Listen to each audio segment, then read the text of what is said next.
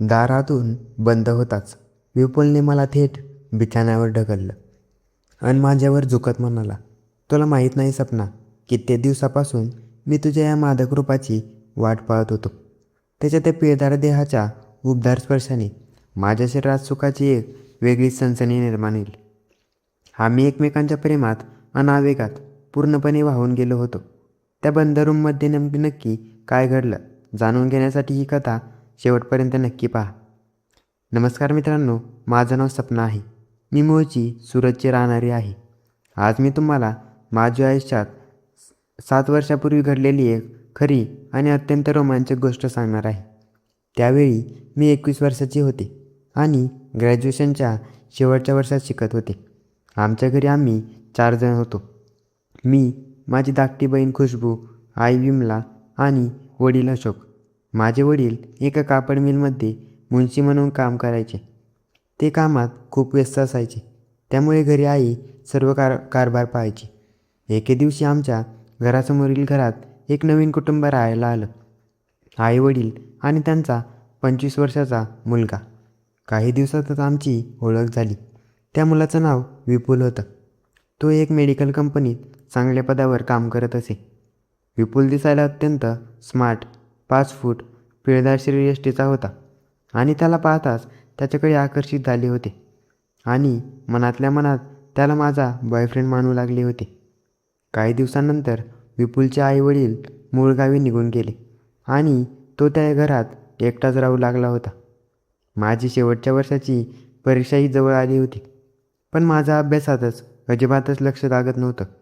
एके दिवशी वडिलांनी विपुलला आमच्या घरी बोलवलं आणि म्हणाले, विपुल, सपनाचं हे शेवटचं वर्ष आहे.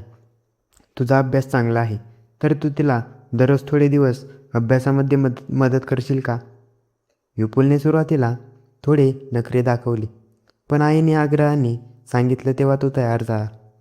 मला तर मनातून प्रचंड आनंद झाला होता, कारण मला आता विपुलसोबत एकांतात वेळ घालवायला मिळणार होता. दुसऱ्या दिवशीपासून विपुल मला अभ्यासासाठी वेळ देऊ लागला होता. सुरुवातीला तो शांतपणे शिकवायचा, पण हळूहळू त्याच्या वागण्यात बदल होऊ लागला. शिकवतानाच त्याचा हात माझ्या हाताला आणि मांडीवर हलकासा स्पर्श करू लागला. मलाही त्याचा तो उबदार स्पर्श खूपच आवडायचा, म्हणून मीही त्याच्या अगदी जवळ सरकून बसायची. विपुल आता रोज संध्याकाळी मला शिकवायला आमच्या घरी यायचा. जसजसे दिवस जात होते तसतशी त्याची हिंमत आणि माझ्याविषयी उत्सुकता स्पष्ट दिसू लागली होती. तो मला प्रत्येक पुस्तक दाखवण्याच्या बहाण्याने जवळ घ्यायचा. कठीण प्रश्न समजावून सांगताना त्याचा हात माझ्या मांडीवर किंवा कमरेवर हलवा सरकायचा. सुरुवातीला मला थोडा संकोच वाटला, पण त्याचा तो उबदार रेशमी स्पर्श मला आतून एक वेगळाच आनंद देऊन जायचा. मीही त्याच्या स्पर्शाला विरोध न करता त्याच्या खांद्याला टेकून बसायचे. एके दिवशी शिकवत असताना त्याने अचानक माझा हात हातात घेतला आणि माझ्याकडे टक लावून पाहू लागला. माझ्या तोंडातून हलकासा हुंकार बाहेर पडला. विपुलने लगेच मला कमरेत पकडलं आणि हळूच विचारलं, काय झालं सपना, तू ठीक आहेस ना? मी लाजून मान खाली घातली. विपुलने क्षणाचाही विचार न करता मला त्याच्या मिठीत ओढलं आणि माझ्या कपाळावर, गालांवर आवेगाने चुंबन घ्यायला सुरुवात केली. त्या अचानक झालेल्या आवेगामुळे मी सुद्धा काही वेळ त्याच्या बाहूंमध्ये पूर्णपणे विलीन होऊन गेले होते. पण लगेच स्वतःला सावरून तो उठला आणि हसून म्हणाला, चला आजचा अभ्यास इथेच संपूया, आणि तो निघून गेला. त्यानंतरच्या दिवशी मी कॉलेजवरून घरी परतले, पण विपुल आधीच आमच्या हॉलमध्ये येऊन बसला होता. मला पाहून त्याच्या चेहऱ्यावर एक वेगळीच चमक आली.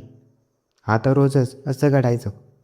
तो अभ्यासापेक्षा माझ्या शरीराला स्पर्श करण्याचे नवनवीन बहाणे शोधायचा आणि मलाही त्याच्या या खेळात प्रचंड मज्जा येत होती. एके दिवशी दुपारी तो मला शिकवायला आला.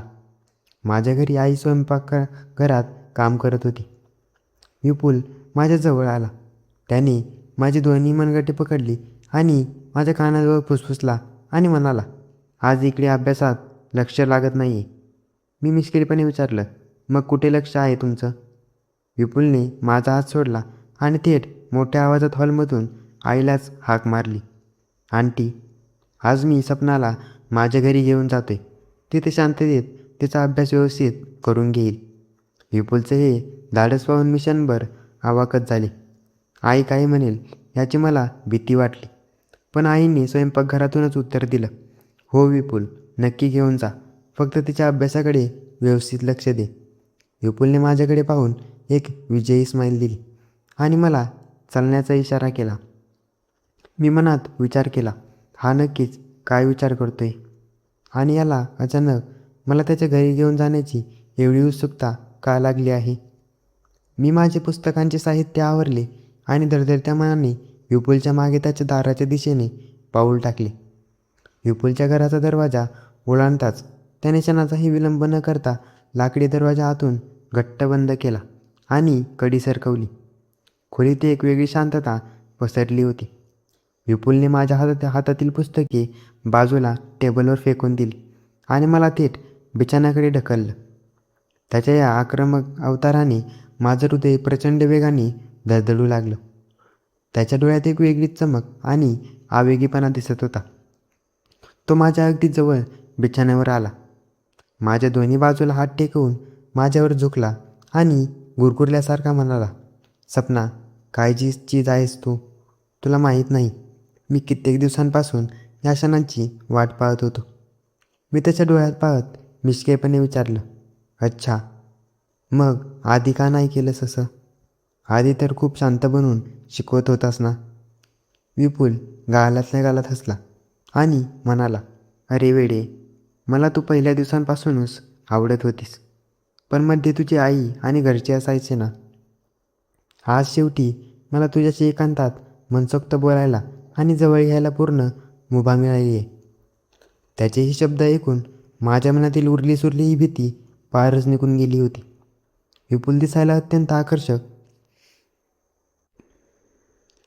5 फूट इंच आणि पिळदार बांध्याचा होता. त्याचा तो उबदार देह माझ्या इतकाच जवळ पाहून माझ्या शरीरातही एक वेगळीच सनसनी निर्माण झाली होती. विपुलने हळूच त्याच्या नाजूक हात माझ्या चेहऱ्यावर फिरवला. त्याची बोटे माझ्या ओठांवरून गळ्यांवरून खाली सरकू लागली होती. सपना, आज तुला माझ्यापासून कोणीही लांब करू शकत नाही, असं म्हणत त्याने माझी मान आपल्या हातांमध्ये धरली आणि माझे ओठ आपल्या ओठात घट्ट पकडले. त्याच्या त्या उष्ण आणि आवेगी चुंबनाने माझ्या संपूर्ण शरीरात थरारच पसरला होता.